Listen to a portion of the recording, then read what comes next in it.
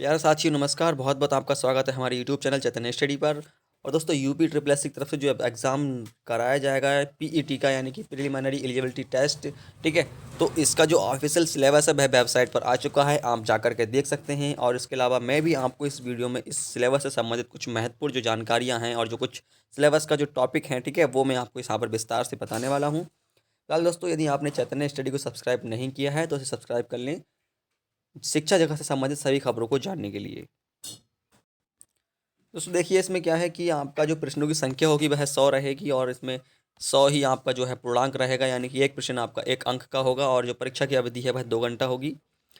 इसमें जो दोस्तों सिलेबस दे रखा है वो आप यहाँ पर देख सकते हैं। भारतीय इतिहास में अगर हमको पढ़ना होगा तो सिंधु घाटी की सभ्यता, वैदिक संस्कृति, बौद्ध धर्म, जैन धर्म, मौर्य साम्राज्य, मौर्य वंश, सम्राट अशोक और गुप्त वंश जैसे कि समुद्रगुप्त, चंद्रगुप्त द्वितीय और हर्षवर्धन, राजपूत काल, साथ ही साथ में आपका सल्तनत काल है, मुगल साम्राज्य है, मराठा अभ्युदय है, और ब्रिटिश राज का अभ्युदय और प्रथम स्वतंत्रता संग्राम, और साथ ही साथ ब्रिटिश राज का सामाजिक आर्थिक प्रभाव।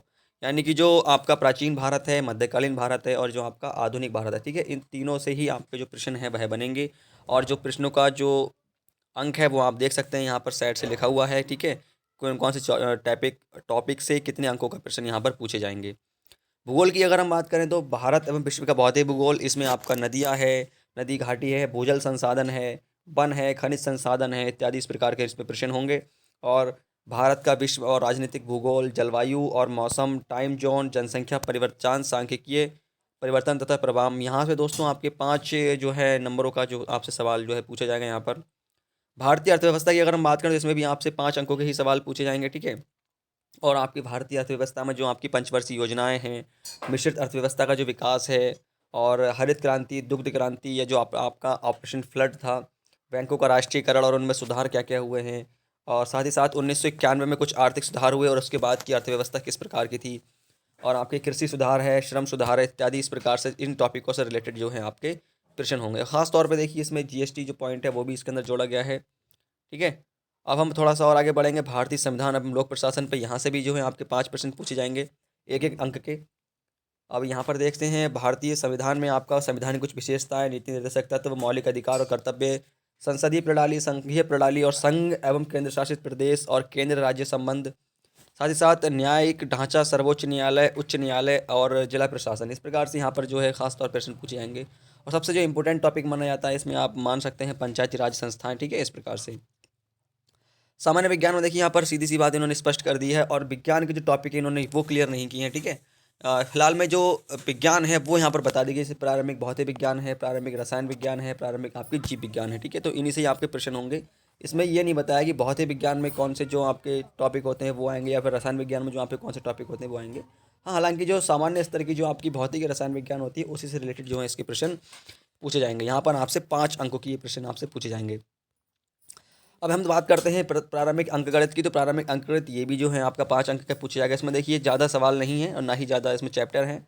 पूर्ण संख्या, भिन्न और दशमलव, प्रतिशतता, साधारण अंकगणितीय समीकरण, वर्गमूल, घनमूल और घातांक, एवरेज। ठीक है, इस प्रकार के जो आपके इसमें सिलेबस में है। अगर हम बात करें हिंदी की तो हिंदी में आपके देखिए वही 5 अंक के प्रश्न आपसे पूछे जाएंगे। संधि, विलोम, पर्यायवाची, वाक्यांशों के लिए एक शब्द, अनेक शब्दों के लिए एक शब्द, और मुहावरे, लोकोक्तियाँ, लेखक और रचनाएं, गद्य की और पद्य की दोनों की ही हो सकती हैं। अंग्रेजी की बात करें तो यहाँ पर देखिए सामान्य अंग्रेजी में आपका अपठित गद्यांश आएगा, और अंग्रेजी व्याकरण जो आपकी होती है वो आएगी 5 अंक की। लॉजिक एंड रीजनिंग की बात करें तो यहाँ पर बृहत एवं लघु, क्रम एवं रैंकिंग, संबंध, ठीक है, समूह से भिन्न को अलग करना, कैलेंडर, घड़ी और कारण और प्रभाव, कोडिंग, डिकोडिंग और निगमनात्मक तर्क इत्यादि इस प्रकार से आपके प्रश्न पूछे जाएंगे। अब जो आपकी करंट अफेयर है, ठीक है, करंट अफेयर जो यहाँ पर इससे 10 अंकों के आपसे सवाल पूछे जाएंगे, और आपकी करंट अफेयर जो होगी भारत और वैश्विक दोनों स्तर पर आपसे पूछी जाएगी। अब यहाँ पर जनरल अवेयरनेस की बात करें तो यहाँ भी आपसे 10 सवाल पूछे जाएंगे। यहाँ पर भारत के पड़ोसी देश, राजधानी, मुद्रा, भारतीय संसद, राज्यसभा, लोकसभा और विधानसभा, विधान परिषद, इस प्रकार से आपसे सवाल इसमें पूछे जाएंगे।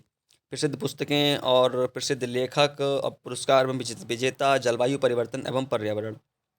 अब हम थोड़ा सा और आगे अगर बढ़ते हैं तो यहाँ पर देखते हैं अपठित हिंदी गद्यांश का विवेचन एवं विश्लेषण। आपको 2 गद्यांश मिलेंगे 5-5 अंकों के। ठीक है, तो वो आपको उसके हिसाब से जो भी इसमें प्रश्न पूछे जाएंगे उनके आपको उत्तर देना है यहाँ पर। और कुछ जो क्वेश्चन आपके ग्राफ से रिलेटेड होंगे, जो कि आपके 10 अंक के होंगे। यहाँ पर 2 ग्राफ आपको दिए गए होंगे और उनका आपको व्याख्या करनी है और उसका विश्लेषण करके जो भी प्रश्न पूछेंगे उनका उत्तर आपको देना है। तालिका की व्याख्या विश्लेषण, इसमें आपकी 2 तालिकाएँ दे रखी होंगी, यानी कि 10 अंकों की, यानी कि एक तालिका आपकी 5 अंक की हो गई। इस प्रकार से जो है आपका सिलेबस टोटल ये रहा। अगर हम बात करें कि जो आपका सिलेबस है वो किस स्तर का आएगा, तो आप मान करके चलिए, इसमें बताया गया है कि आपका जो हाई स्कूल लेवल तक का होता है, सेकेंडरी या सीनियर सेकेंडरी, आप मान कर चलिए जो इंटर क्लास तक का जो सिलेबस होता है वो आप अच्छे से कवर कर लीजिए, चाहे वो आपका गणित हो, विज्ञान हो, सामाजिक विज्ञान हो, या फिर आपका जो भी इतिहास भूगोल है वह सभी कुछ। इन्होंने यहाँ पर ये क्लियर कर दिया है, जो परीक्षा का प्रकार होगा वो वस्तुनिष्ठ होगा और साथ ही साथ बहुविकल्पीय होगा, और 1/4 यानी कि 4 अंकों के गलत होने पर 1 सही अंक की कटौती की जाएगी। तो दोस्तों इस वीडियो में सिर्फ इतना ही। इसके अलावा यदि आपके कुछ और सवाल बनते हैं तो कृपया कमेंट करके हमें ज़रूर बताइएगा, हम ज़रूर पूरी कोशिश करेंगे उनको बताने की आपको। फिलहाल दोस्तों इस वीडियो में सिर्फ इतना ही। नमस्कार, धन्यवाद।